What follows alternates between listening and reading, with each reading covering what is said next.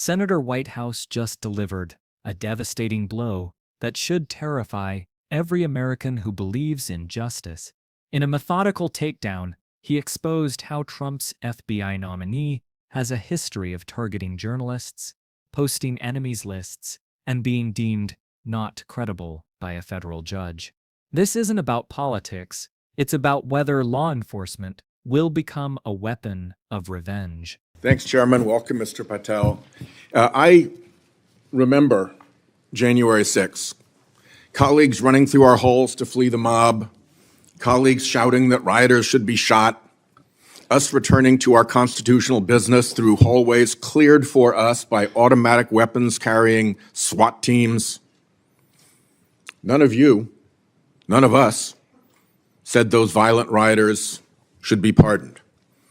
A Republican colleague said such pardons would be hard to believe, even absurd. Your former colleague J.D. Vance said the violent rioters should not be pardoned. Even Jim Jordan said pardons would, and I quote, focus on all the people who didn't commit any violence. Well, Trump pardoned all of them. And there's a lesson in that. Every time you think Trump would never go that far, rethink that. We all seem to agree that violence against police is unacceptable, yet more than 600 people who physically attacked Capitol Police officers were just put back on the street, part of a 1,500-person personal Trump army, now out there with people who have proven themselves willing to do violence on Trump's call. In only 10 days, some are already back committing crimes. We've also tried as a committee, together, to address the dangers of illicit drug sales over the internet, and I assume we're all against murder for hire. But Trump also just pardoned a dark web operator sentenced to life in prison for trafficking illegal drugs online and accused of soliciting murders for hire. Those pardons, as Mr. Patel has said, are a mistake, but they are also a signal that we are entering a strange and dangerous time. That is the context for today's hearing. Warnings that the FBI could become Trump's enforcer, use the powers of law enforcement to stifle speech and dissent, punish political rivals of either party, and hand out free passes, get out of jail free cards to violent supporters are warnings we should heed. Here are some warnings of this nominee's Trump administration colleagues. Former Attorney General Bill Barr said, this nominee has virtually no experience that would qualify him to serve at the highest level of the world's preeminent law enforcement agency, end quote, and we would never be able to command the respect necessary to run the day-to-day operations of the Bureau. That's for the deputy position. Former CIA Director Gina Haspel was reported threatening to resign rather than have this nominee serve under her. John Bolton, Trump's former national security advisor, said, I didn't think he was qualified. I was forced to hire him. Trump's deputy national security advisor, the nominee's former supervisor, said, his ideas are ludicrous. He's absolutely unqualified for this job. He's untrustworthy. And it's an absolute disgrace to even consider an individual of this nature. That's from Republican appointees who worked with him. And here's what this nominee himself has said about using his office to prosecute journalists. We will go out and find the conspirators, not just in government, but in the media. We're gonna come after you, whether it's criminally or civilly. Is that a correct quotation, Mr. Patel? Senator, that's a partial quotation. But it's correct. In part. Regarding his publication of his enemies list, Mr. Patel proclaimed, the manhunt starts tomorrow, and reposted a video depicting him taking a chainsaw to his political enemies. Is that you, Kash Patel, reposting that at the top of that page? Senator, I have nothing to do with the creation of that meme. Is that you reposting it, was my question. And that's me at the top. You said FBI agents were responsible for the violence on January 6th, and I quote you here, beyond a reasonable doubt. Is that what you said? That's completely incorrect, and I appreciate the opportunity to address that. I'll give you an opportunity in writing, but this is my time now. Have at it. An Inspector Attorney General investigation found that that was false. And you said we should impeach judges who rule against Donald Trump, who are, in your words, political terrorists. When this nominee tries to explain all this away, keep one thing in mind.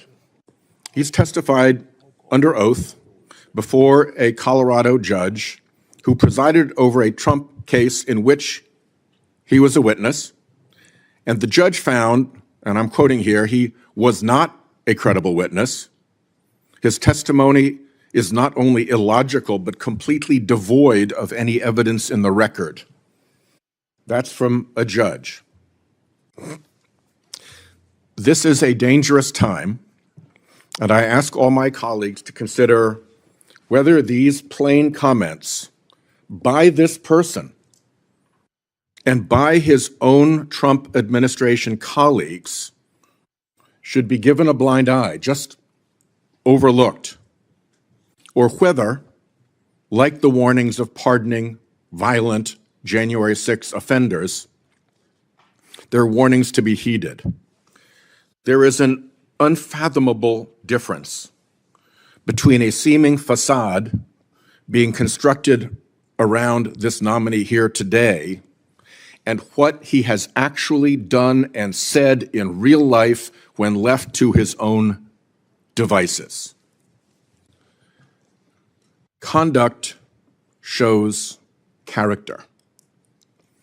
And if you look at history, you see the danger of security chiefs in authoritarian regimes becoming the tools of political power. The characteristics that they often show are that they are vengeful, that they are grandiose, that they are intemperate, that they are partisan and blindly loyal, and that they are servile and won't say no. I'm afraid that the history of this nominee's conduct raises those warnings. What Senator Whitehouse did wasn't political theater. It was a masterclass in institutional accountability. He methodically constructed a case that cuts to the heart of what happens when law enforcement becomes a tool of personal vendetta rather than public service. Whitehouse opened with January 6th to establish a pattern. Even Trump's strongest allies once condemned the violence, yet Trump pardoned every rioter who attacked police officers. That's not mercy, it's a message. When you pardon 600 people who committed violence against law enforcement, you're telling supporters that loyalty to Trump matters more than law and order. This reveals the environment Patel would enter, one where political allegiance trumps professional duty. The documented record from Trump's own appointees wasn't name-calling, it was professional assessment. When Bill Barr says someone has virtually no experience for the FBI's top job, that carries weight. When Trump's deputy national security advisor calls someone absolutely unqualified and untrustworthy, that's not partisan opposition. That's evaluation from people who worked directly with Patel. But here's where Whitehouse's questioning became surgical. He didn't just attack Patel's qualifications, he saw his mindset. The quote about going after journalists, whether criminally or civilly, isn't taken out of context. It reveals someone who views the press as an enemy to be prosecuted, rather than a free institution to be protected.